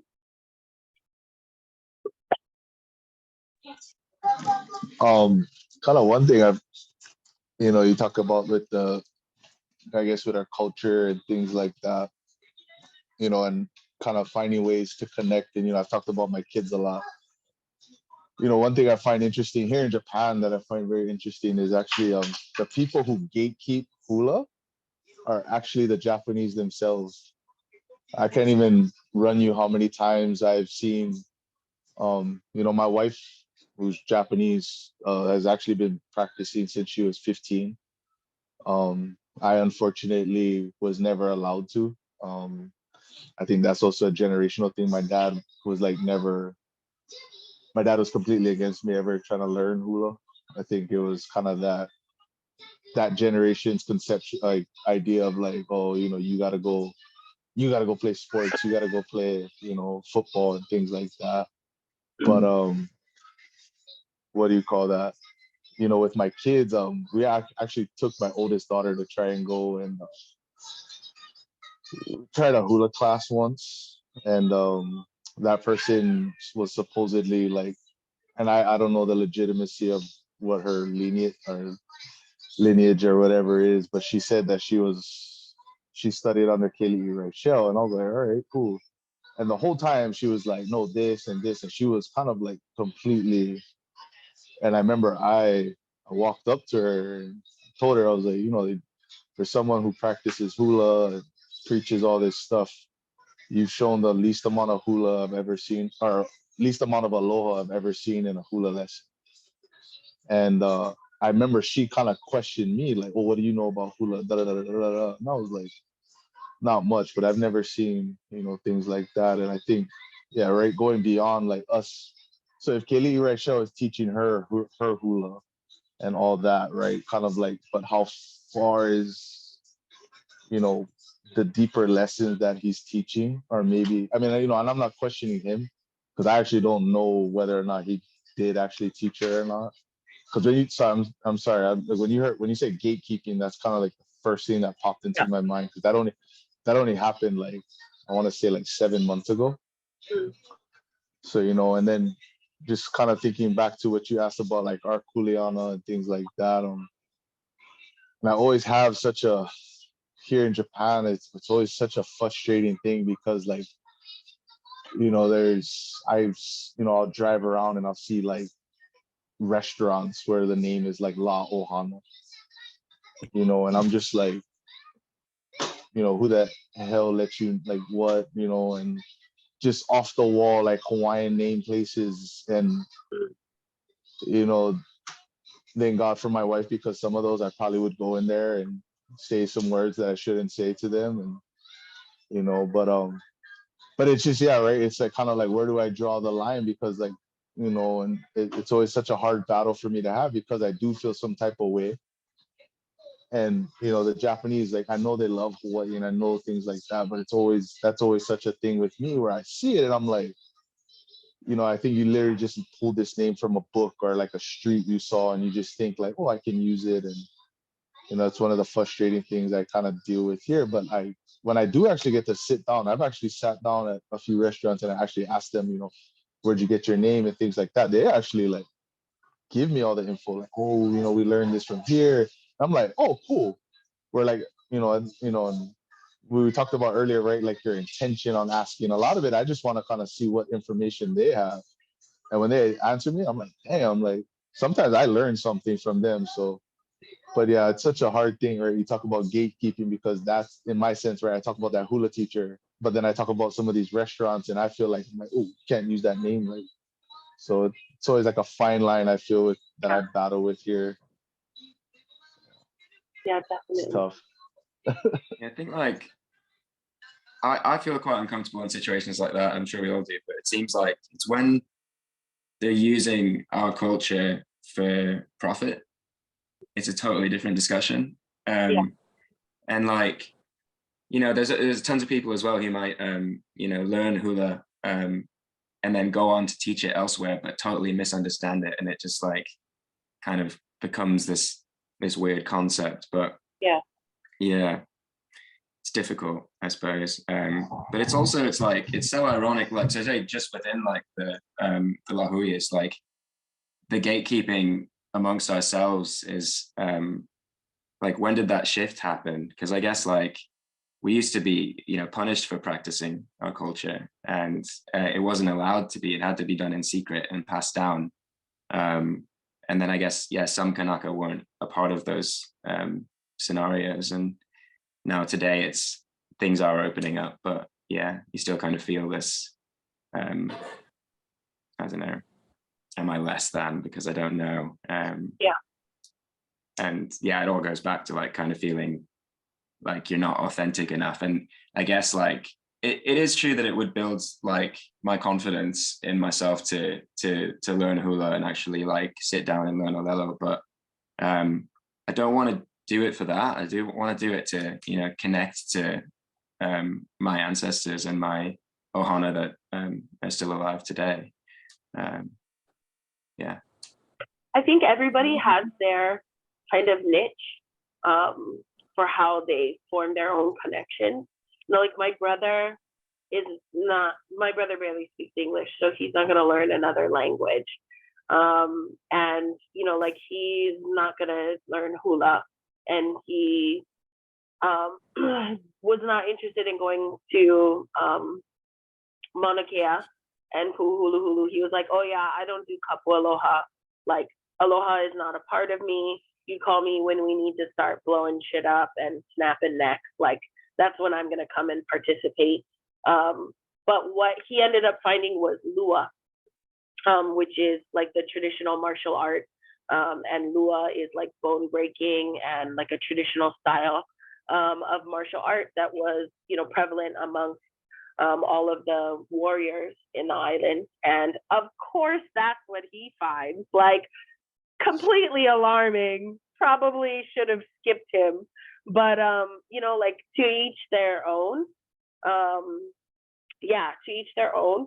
And I really feel like he had a connection to language, connection to kupuna, connection to tradition and to protocol. They had to learn oli, they had to learn all of these things that he was like previously was not down for. But then when he found this space in learning lua and being a lua practitioner, that was his kind of comfortable and authentic pathway to cultural connection and to be like a cultural practitioner. Yeah, so I definitely feel like it doesn't have to be olelo and it doesn't have to be hula, and it can be, you know, like it can be wherever it's going to be. But it's definitely a very personal journey, you know. Yeah, I think when we see a lot of things like cultural appropriation, mostly that, it's first very like emotionally triggering. That's where I get stopped. Like past that, doing anything that's like productive or progressive, I have a really hard time because I'm just so filled with like emotions, whether it's anger or hurt or sadness for like our people, where we're at as a collective. And I think everyone can kind of relate to that to an extent. So And me and Moana that- just keep crying out our generational trauma together. Just all the time. That's our cultural connection. all the time. But it does show the depth of like our passion for it too, not only for, well, and ultimately for the connection. Yes, when you were talking about learning like hula or olelo, personally, I went through an experience where I like met a family when I was a kid and they all spoke olelo, and I was just so like, I was, what is it, like in awe, like, oh my gosh, that's what I want to be. And then when I went to college, I went to an olelo class, and I was all like, oh yeah, I'm going to learn olelo. And then I don't know what it was. I had like a real, like, thank goodness, like slap of reality, and was just like, because for that whole time, it was like very self-seeking.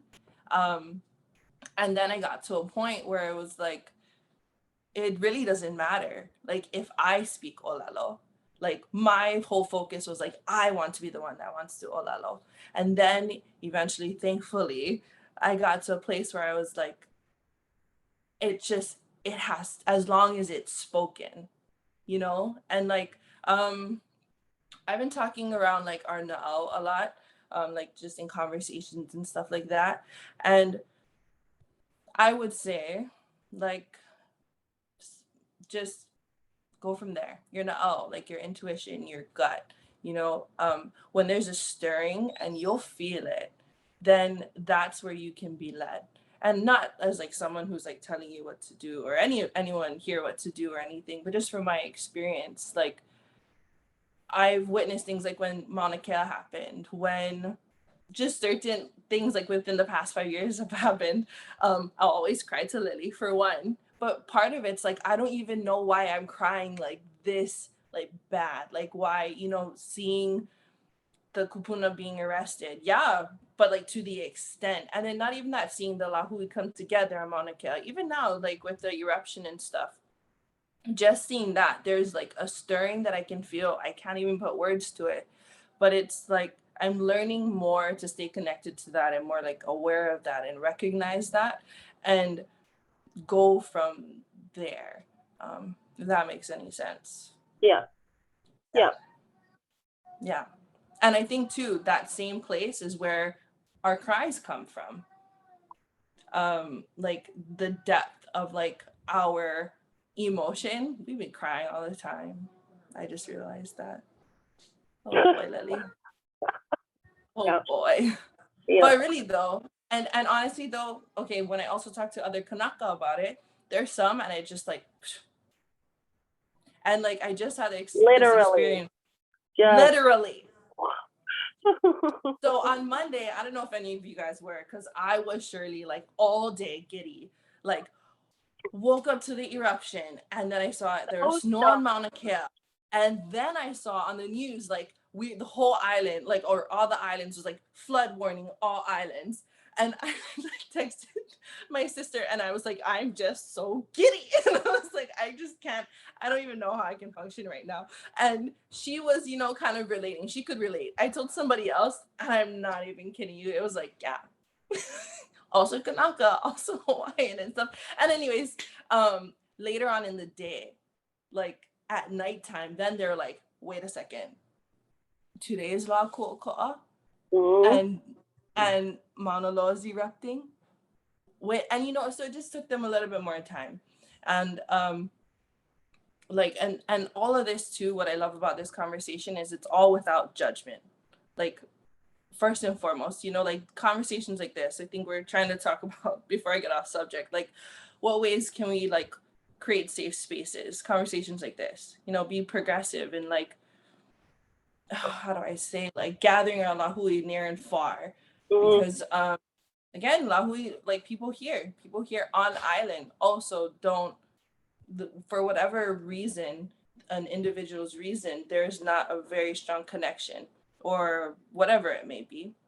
So all of us together, how can we create those safe spaces? And it's first recognizing it, sharing our experiences, and then also not meeting them or not being met with like judgment is great. But I do want to recognize that emotional trigger that always catches me.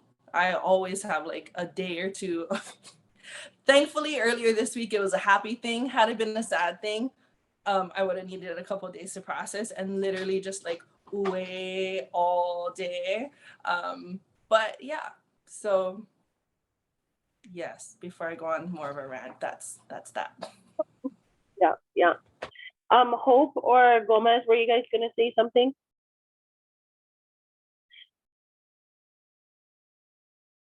I think they're in the. Yes, sorry, it was something a little bit farther back in our discussion, but oh, sorry, if you folks can hear us or not. Sorry, we're driving in the car No right worries. Go ahead. I just can't seem to remember. It was a little bit farther back in the conversation that some thoughts came to mind, but as of right now, yeah, nothing too no much. worries. No worries. Okay, we've been at it for 2 hours, so I want to be respectful of everybody's time. And we can probably wrap it up. yeah, just wanted to mahalo everybody for taking the time out to have this conversation. I'd love to have conversations like this again in the future. And also for like this type of conversation, my hope and my intention is that it kind of spurs more conversations like this, because I think part of nation building, part of like our kuleana as Kānaka to each other, to other Kānaka is you know, like working on erasing some of those issues we're experiencing for Kānaka in the diaspora, and trying to like really build meaningful connections and make sure that they aren't unseen, and make sure that they are, you know, a part of the Lāhui and a part of like, you know, all of the work that we're all having to do just in like building a future, I think, for Kānaka. But yeah, mahalo to everybody. Mahalo. Mahalo. Hello. Yeah. Mahalo, Lily. Thank you. Yeah, thanks for joining in. Okay, bye everybody. Bye.